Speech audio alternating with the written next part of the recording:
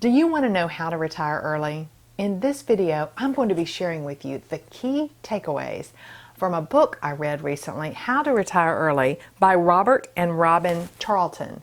Now, they have been living off of their investments. They retired early, and when they wrote this book, they have been doing it about 6 years. And so they've been doing this for a while. Now, I've mentioned in other videos, we've been doing this as well. I think we probably are a little less passive, I know we are, than the two of these guys because we spend time in our online businesses.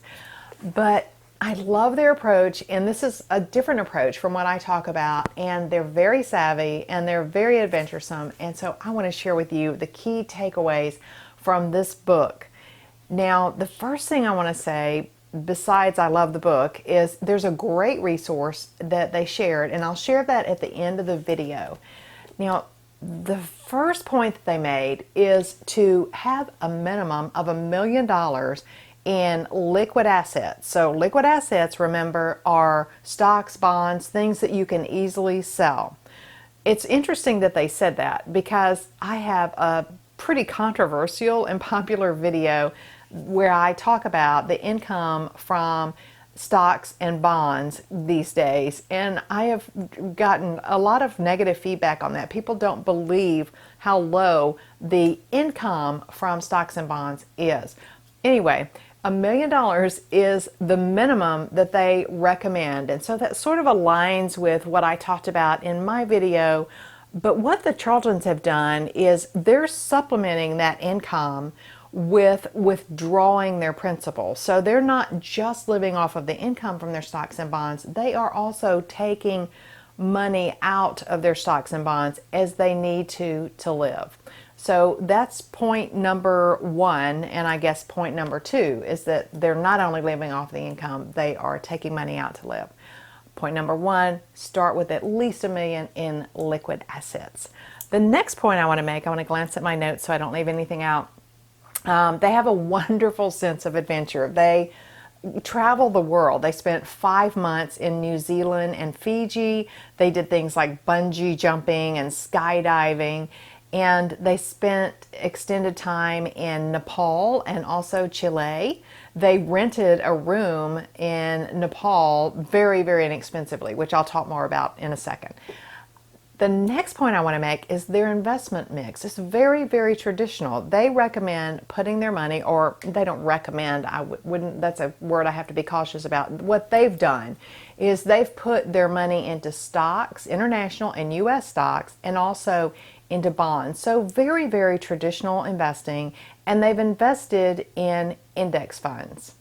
The next point I want to make is that during the bear market, they retired early before the nasty bear market of 2008, and during that time frame, their savings fell from almost a little over, it was about $926,000, all the way down to $683,000. But what I love is that they're flexible. They've said if we need to take on work to generate income, if things get tough, we can always do that. So Robert took on a really great consulting gig that came up, and he worked for several months and made money so that they didn't have to sell stocks when stocks were low. I've done several videos talking about this and the market cycles and how you can get into trouble if you have to sell stocks when they're low when you've paid up here. So that's how they handle the bear market. Since then, what they really like to do is focus more on buying low and selling high, a philosophy that I absolutely love with investing. They're not active or really proactive traders or investors even, but they pay attention to this. They pay attention to the cycles and really try to buy low and sell high. The next thing I want to mention is that they live frugally, but they also splurge. So for example, after Robert worked for a while, they went on an anniversary trip to Europe. And on the other hand, sometimes they live frugally. For example, they rented a room in Nepal for $4 a night. And so I love that about them, and I think it's such a nice balance if you can do that and have that, mindset of I'll splurge when I really want to. They're about the experience, and that's really cool. And they also feel like, I don't always need to splurge. I can get by with less. And they do live on a very minimal amount. They're very, very savvy in their spending, and they also live in a low-cost area.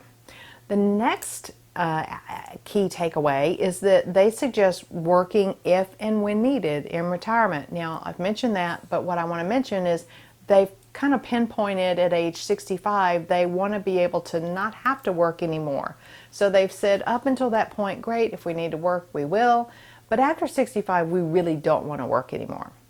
And then the last point I want to make is they really like the Caretaker Gazette. You can, it's a organization online where you can work and you can do fairly easy tasks like pet sitting or house sitting, even taking care of a bed and breakfast, and you don't have to pay for lodging. Sometimes you get paid, but usually you just get to stay there for free. So they've taken advantage of this several times, and I'll try to remember to leave a link to that Caretaker Gazette in the description under the video. So that's what I wanted to share with you in this video, just those key takeaways. It's a great read, and I think you'll be inspired to live and reach financial independence if you read this book. I found it really, really interesting, and I highly recommend it. Thanks for watching the video. If you found this information helpful, I'd love it if you'd give me a thumbs up below, and leave any comments or questions down under the video in the comment section. Thanks.